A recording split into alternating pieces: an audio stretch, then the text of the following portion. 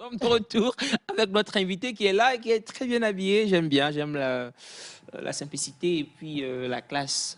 Ça dit beaucoup de choses. Je pense que lui et moi devons devenir de meilleurs amis. Et merci.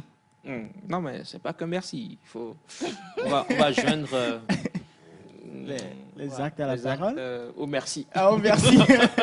Wanda, je te laisse. Alors, c'est un plaisir encore d'avoir le docteur sur le plateau. Je vais laisser le docteur se présenter d'ores et déjà et avant d'entamer le thème. Ok, merci. Bonjour à tous. Bonjour. Bonjour. Merci pour l'émission. Il y a de cela banalement 1 an que j'étais là ici pour parler des questions démographiques. Mais aujourd'hui, nous sommes là pour parler d'autres sujets en lien avec la démographie. D'ailleurs, déjà, je suis géographe de formation. Je me nomme Boudou Mentre. Je travaille sur les questions d'aménagement du territoire, de la planification urbaine, également de la démographie. Donc, alors, docteur, aujourd'hui, nous allons parler des inondations fréquentes dans nos villes africaines ou ailleurs aussi. En ce moment, Togo aussi, en ce Togo moment. aussi, oui, en ce moment de pluie. Nous allons parler des inondations c'est-à-dire en lien avec la planification de nos villes. Et d'ores et déjà, je vais poser une certaine question. Allez-y, monsieur Wanda. Je vais commencer par qu'est-ce qui en est la cause quand on parle d'inondation et aménagement ou bien planification de nos villes? Quelle en est la cause? Je pense que nous allons parler d'inondation, puis en mettant le lien avec le Grand Lomé. OK. Puisque nous sommes à Lomé, presque au Togo, c'est le Grand Lomé qui compte d'abord la préfecture du Golfe et la préfecture d'Agogne-Ivé, qui sont plus impactés. Alors, les causes de l'inondation sont légion. D'abord, il y a les causes naturelles. Nous pouvons parler des pluviométries en lien avec les changements climatiques. Depuis quelques décennies, les pluies torrentielles varient. Et nous constatons chaque année que les quantités de pluie reçues ne connaissent qu'une croissance. Ce qui fait que les prévisions sont difficiles à faire. Plus on prend des mesures et chaque année, vous voyez que les inondations continuent. C'est comme si les efforts qui sont faits ne sont pas faits, mais en réalité, les efforts sont faits. Au-delà des paramètres naturels, il y a aussi des paramètres humains qui entrent en jeu. Nous pouvons parler, dans le cas du Grand Lomé, d'abord d'incivisme des populations. C'est-à-dire, malgré les efforts qui sont faits, vous allez voir que les populations n'entretiennent pas ce qui est fait. D'abord, au niveau des bassins de rétention, vous allez voir que les bassins de trucs là sont chaque fois remplis de déchets, de matelas, des sachets qui pullulent dans les retenues d'eau et qui bouchent en réalité les canaux de canalisation et tout ça là. Au-delà de ça aussi, nous pouvons aussi parler du facteur urbain. L'urbanisation qui est faite de façon anarchique, les occupations des zones inondables, des bas-fonds, qui font qu'à chaque fois, les gens se retrouvent carrément dans l'eau. Et cela est lié en réalité à un facteur, je peux dire, colonial. Parce que vous allez voir qu'au Togo, le système foncier est libéralisé. C'est-à-dire, la terre appartient au premier occupant. Et ça, c'est depuis... Donc, chaque citoyen, propriétaire ou non, se lève, va les terrains, on fait des lotissements, on ne tient pas compte des réserves, on ne tient pas compte des politiques d'aménagement du territoire. Ce qui fait que là où, par exemple, on devait construire des bassins de rétention, vous allez voir que les gens y sont. Et chaque fois qu'il y a des pluies, ils se retrouvent carrément dans l'eau. Donc il y a ces facteurs-là qui entrent en jeu en ce qui concerne l'inondation du Grand Lomé. Avant la seconde question, Des questions. Oui, on a tous des questions ici, rassurez-vous. Vous êtes inondés de questions. C'est comme la pluie là de ces derniers jours. Par rapport, vous avez dit les matelas dans les oui, les déchets de toute nature. Là, surtout le matelas, j'ai un gros. Pourquoi les gens font ça, selon vous? Désolé pour la question. Bon, je l'avais déjà dit, en fait, c'est l'incivisme. En fait, il y a un système déjà à Lomé de gestion des déchets, de la pré-collecte à la collecte au système de dépôt. Donc, la mairie aussi est impliquée. Il y a des sociétés privées qui sont aussi impliquées. Mais des fois, nous pouvons dire, des gens, je peux dire, à défaut de moyens de s'abonner à cette structure, puisque des fois, on dit, bon, par ménage, vous allez payer ceci, ceci. Les gens ne veulent pas s'abonner. Les gens se livrent à ces jeux-là. Au moins, les gens dorment la nuit. Eux se lèvent, ils prennent les déchets là, ils jettent dans les endroits publics. Ce qui fait que chacun se dit, bon, moi, je fais ça, ça n'a pas d'incidence. Mais lorsque je le fais, madame le fait, tout le monde le fait, vous imaginez, vous voyez déjà l'ampleur. Vous-même, vous voyez déjà, lorsque vous voyez aux alentours des retenues d'eau là, vous allez voir que lorsque ça déborde, après lorsque l'eau retire, vous allez voir que c'est rien que des déchets autour. Oui. Ou bien au-dessus de tout ça, vous allez voir que c'est des bidons, du n'importe quoi qui se retrouvent. Donc, à quelque part, les responsabilités sont partagées. Au niveau des citoyens, nous-mêmes, nous jouons par notre rôle. Ce qui est fait, le minimum d'efforts qui est fait, nous devons normalement entretenir. Maintenant aussi, au niveau de l'État aussi, il y a des efforts qui sont faits, mais qu'on doit en réalité faire. Au niveau des outils de planification, par exemple, il faudrait quand même, au-delà de mettre en place, il faudrait quand même, au niveau de l'application, faire un sérieux suivi. Par exemple, vous allez voir qu'au niveau du Lomé, par exemple, on a des outils d'aménagement du territoire, que ce soit au niveau des schémas directeurs d'aménagement urbain, que ce soit au niveau des schémas d'assainissement, nous en avons. Mais est-ce que la population est consciente de cela? Lorsque nous allons acheter, nous n'allons pas à la mairie pour demander est-ce que là où j'achète, est-ce que c'est propice? N'est-ce pas une réserve? Mais lorsque chacun se lève parce que nous avons les moyens ou bien nous voulons habiter forcément notre maison, nous levons, nous achetons des terrains, nous faisons pas des enquêtes autour, mais finalement on voit des fois que c'est des réserves administratives, c'est des zones non habitables. Vous allez voir que dans le communiqué du 6 juin, je crois, passé... Exactement, je voulais en parler. Le gouvernement a sorti un communiqué sur le permis de construire. C'est quoi le permis de construire? En fait, le permis de construire, c'est un document administratif qui permet de voir en réalité la conformité entre votre projet de construction et les projets urbains. Là où vous voulez, par exemple, acheter votre terrain, est-ce que c'est une zone constructible ou non? Là où vous voulez construire, quel type de construction il faut construire là? Il y a des zones, par exemple, où normalement, on ne doit pas faire R+2. Il y a des zones à Lomé où on doit que se limiter uniquement au ré. Mais les gens continuent en hauteur. Juste un exemple banal. Ou une pièce même. Une pièce, voilà. Juste un exemple banal, d'accord? Vous allez voir que, parce que les gens ne connaissent pas les outils de planification, il faut qu'on en parle. Oui, exactement. Lorsque vous voyez, par exemple, quelqu'un construit à côté, R+4, 5, il continue en hauteur.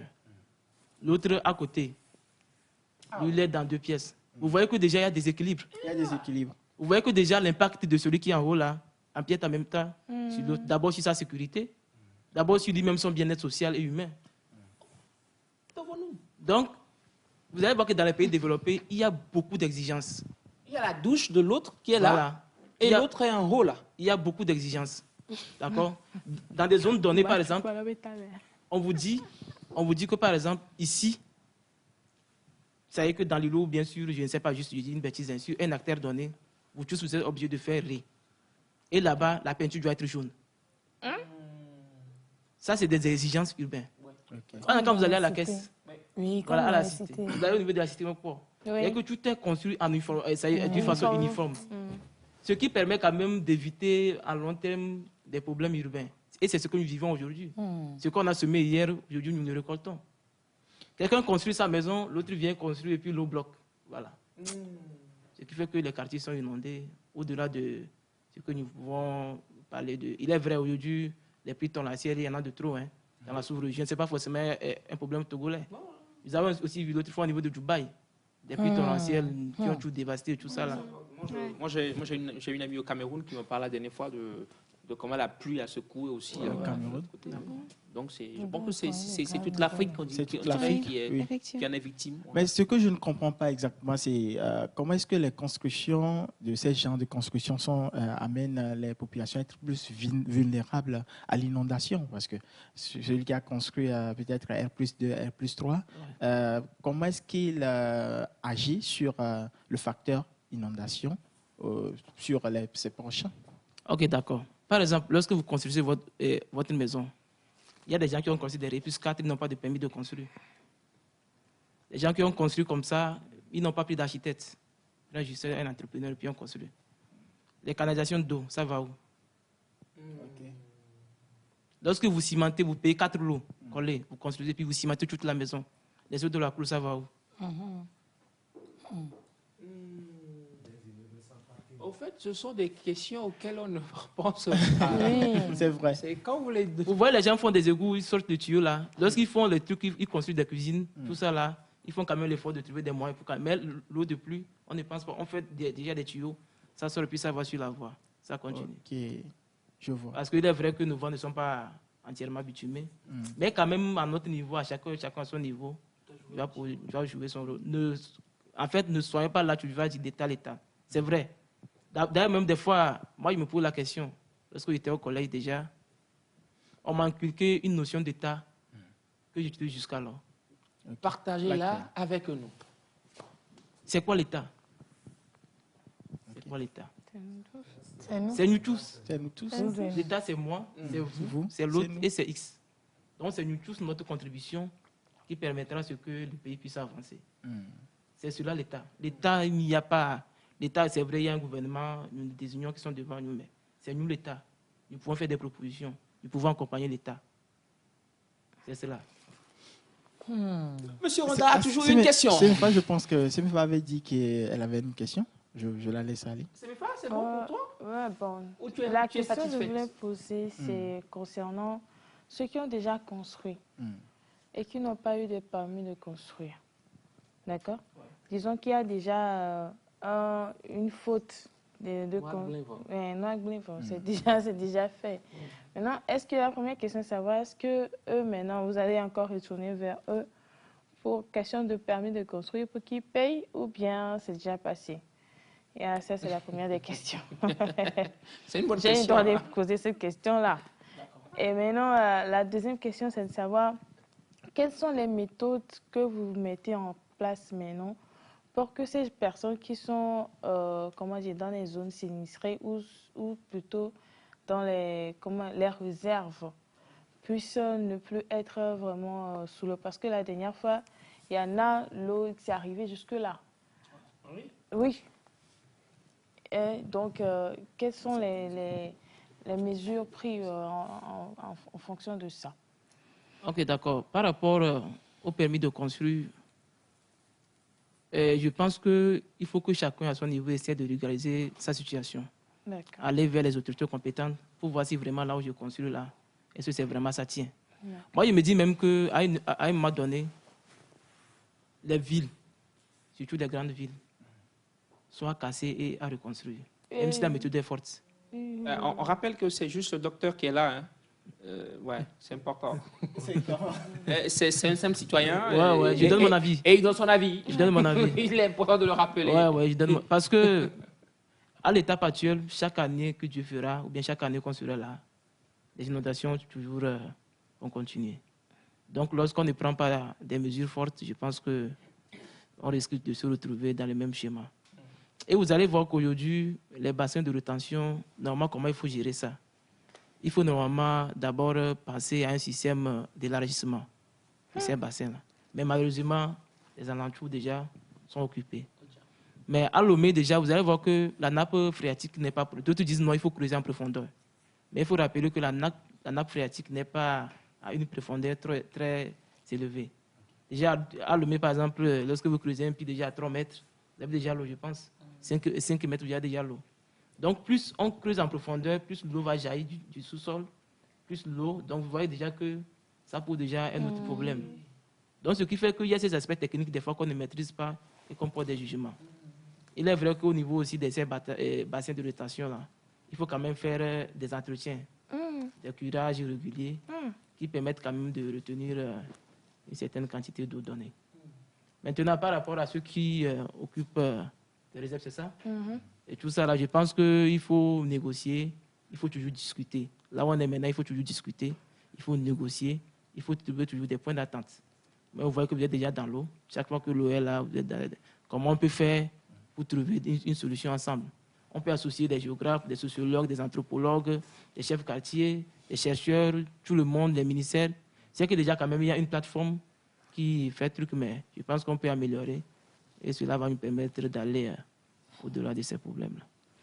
Nous parlons aujourd'hui des retenues d'eau. Non, vas-y, c'est mes frères, vas-y. Excusez. Il n'y a pas de problème, vas-y. Parce que ce qu'on constate, c'est que quand il pleut, on puise l'eau d'un retenue d'eau pour venir verser dans un autre retenue d'eau.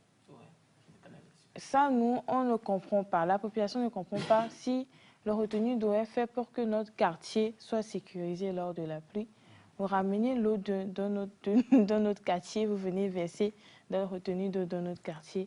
Est-ce que ce n'est pas, comment dire, faire un truc et dire autre chose? Bon, en fait, lorsqu'on canalise, par exemple, je prends le circuit de choses, à Djito Gomela.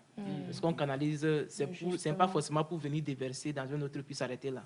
C'est un système continu qui va jusqu'à peut-être dans la lagune ou bien jusqu'au niveau de la mer.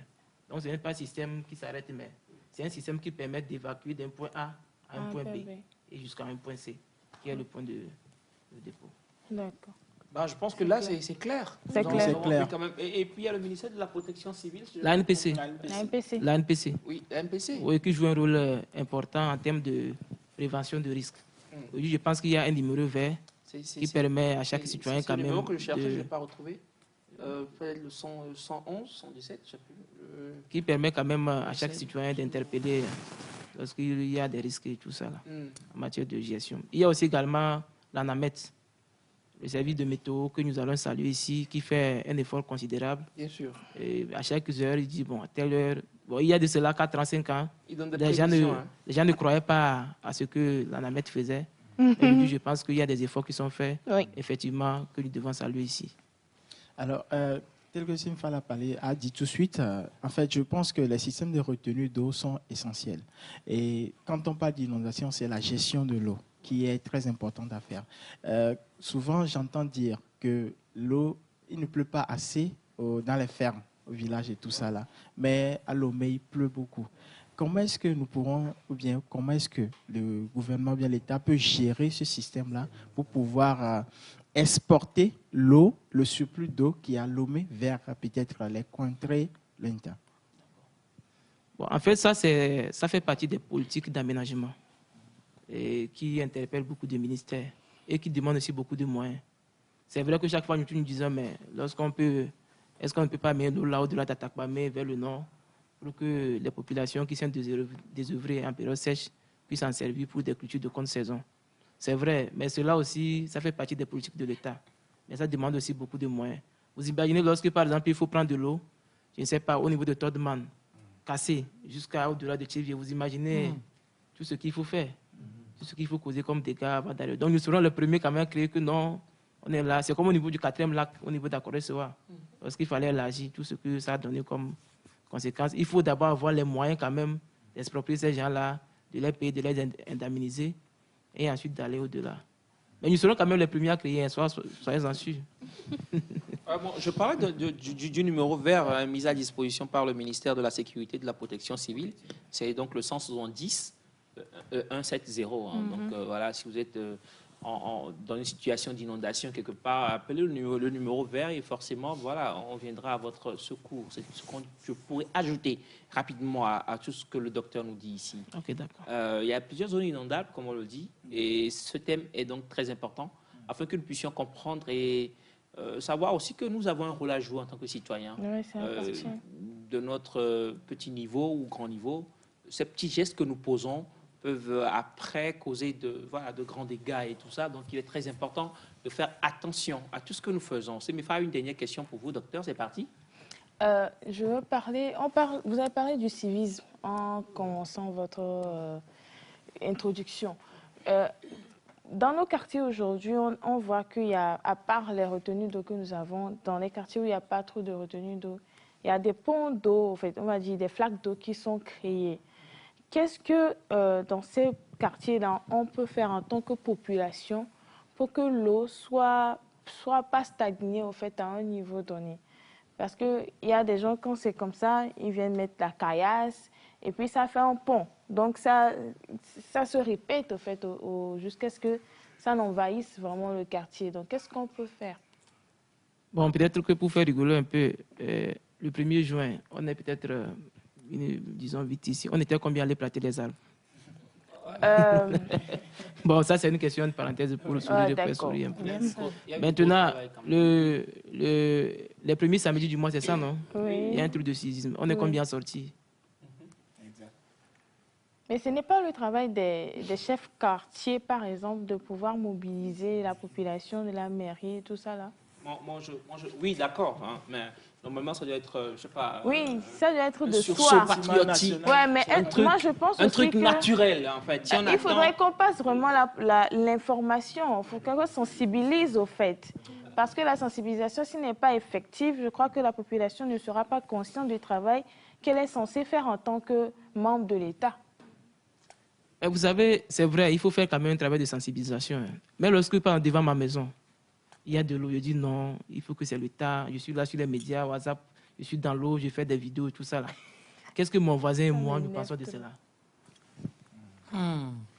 Qu'est-ce que mon voisin et moi, nous pensons de cela? C'est vrai qu'aujourd'hui, nous sommes des pays en voie de développement. Ça, il faut être clair là-dessus. Nous n'avons pas des moyens comme les pays développés où partout, tout est aménagé. Mais je pense que ça viendra. Mais pour l'instant, que chacun joue son rôle. Que ce soit au niveau de l'État. Aujourd'hui, nous avons la chance. Nous avons des collectivités territoriales qui sont proches de nous. Nous aurons bientôt également les conseils régionaux avec le gouverneur. Tout ça, ce sont des acteurs qui permettent quand même au niveau de l'État de concentrer un peu le pouvoir. Pour que tout ne soit pas au niveau du sommet. Pour que le citoyen puisse aller aussi apporter ses idées. Lorsqu'un citoyen va quitter, je ne sais pas, au-delà des Agbolevés, pour venir à Lomé, voir le ministère pour dire chez moi, il y a tel problème, alors qu'il y a la commune à côté. Donc, vous voyez que c'est plusieurs acteurs impliqués qui vont permettre à ce qu'on puisse arriver un peu, pas quand même résoudre, hein, mais peut-être atténuer ces problèmes-là. Docteur, merci beaucoup. Merci pour toutes ces explications riches d'ailleurs. Hein, et je dirais même que c'est un moment de sensibilisation. Oui.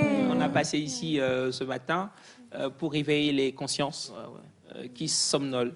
Parce que voilà, ça ne dort pas, ça somnole un peu. Voilà, réveillons-nous et essayons de poser des grands gestes, de grands actes pour notre pays. C'est très important. Et toutes ces personnes qui sont inondées, comme on le dit très souvent ici sur Nectar, nous sommes de cœur avec vous. Parce qu'il y en a qui vivent des situations pas possibles. Hein. Ouais, franchement, donc nous sommes de cœur avec vous. On espère que cette situation va passer aussi rapidement. Et quand on sait aussi que le gouvernement ne dort pas. Oui. On a vu, il y a eu des réunions qui se font et tout. Donc forcément, les choses vont avancer positivement. C'est tout ce que nous espérons pour vous tous ici. Wanda, merci. Je vous en prie. Pour ce grand invité que vous nous avez amené. Docteur, merci beaucoup. Merci, docteur. C'est à vous le merci pour tout ce que vous faites. Parce que la bonne humeur que vous donnez aux populations, à chacun à son niveau quand même, le réveil donne du sourire, donne beaucoup de choses. Moi, je ne savais même pas que les gens suivaient beaucoup votre émission là. Lorsque j'étais passé premièrement, à peine je sors, c'est des coups d'œil de fil. Des gens m'appellent que félicitations pour tout ce que vous faites, félicitations pour l'émission. Donc ne dites pas que ce que vous faites ne va pas loin. Donc ça va loin, les gens vous écoutent, les gens vous suivent. Et infiniment merci. Merci pour tout. Merci à toi, docteur. Merci, docteur. C'était votre deuxième titularisation. On espère une troisième titularisation aussi, pourquoi pas? Ouais, peut-être venir avec d'autres camarades et Ouais. amis pour sonder d'autres sujets. Pour que votre quota de Starmania augmente encore plus. Allez manger chez Imolto gratuitement à mon nom. Ce n'est pour rien, vous passez sur la TVT quand même. Venez ça. Bon, merci beaucoup, docteur. On va donc continuer l'émission. Et juste derrière le jingle, retrouver Madame Sandra et une dame qui va venir. Elle vient depuis, elle vient là. Je la vois. Elle aussi, elle me voit. On se voit. Mais elle ne me voit pas encore. Ça dit, comment elle doit me voir, elle ne me voit pas encore. Jingle est juste derrière. On la